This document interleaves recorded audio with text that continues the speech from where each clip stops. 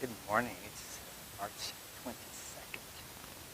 We begin a new week of devotion. We're going to take a look at this week. One of the verses from the parable of the prodigal son. And let's read the text. It's a little bit long, so if you have the Bibles with you, it's the Gospel of Luke, the 5th chapter. And we'll read verses 11 to 32.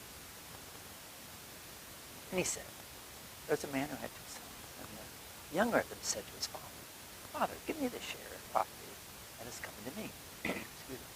And he divided his property between them. Not many days later, the younger son gathered all together. And he took a journey to a far country. And there he squandered his properties, reckless. And when he had spent everything, severe famine arose in that country. And he began to be in need.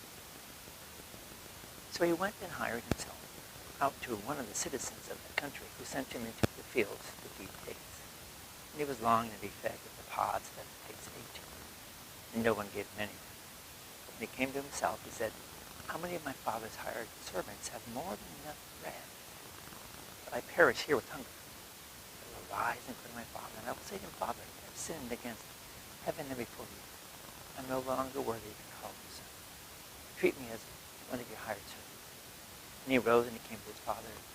But while he was still a long way off, his father saw him and felt compassion, and ran and embraced him and kissed him. And the son said to him, Father, I have sinned against heaven and before you. I am no longer worthy to be called your son. But the father said to his servants, bring quickly the best robe and put it on, and put a ring on his hand and shoes on his feet. Bring the fattened calf and kill it. Let's eat and celebrate. For this is my son. He's dead and is alive.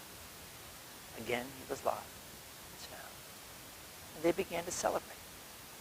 Now his older son was in the field, and as he came and drew near to the house, he heard music and dancing.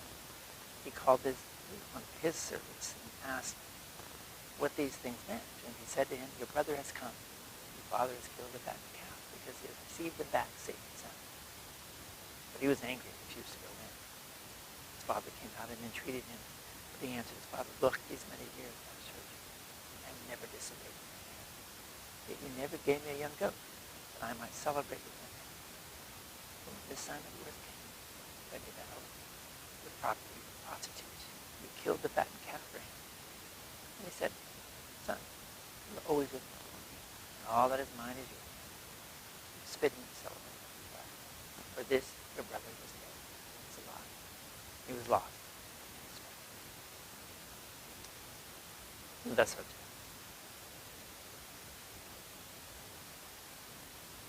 So let's take a look today. We'll take a look at verse 12. Let me read it to you for you again. It says, and the younger of them said to his father, Father, give me a share of the property that is coming to me.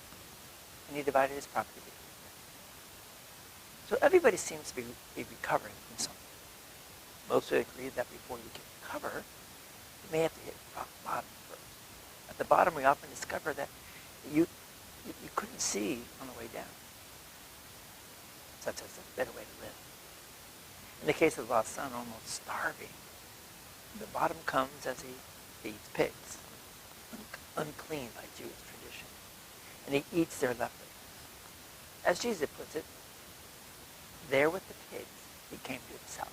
That's verse 17. Those who know the culture around the story tell us that the younger son's request for his inheritance was an insult.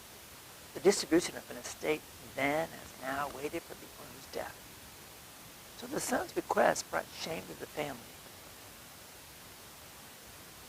His request was, as far as I'm concerned, you might as well be dead. And that request broke his father's heart.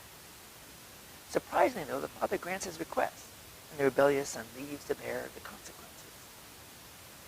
Rebellious sin is never just a breaking of the law, but a breaking of the divine heart, an insult to him who loved us and gave his life for us. Let's pray. Lord, forgive me my insult of sin.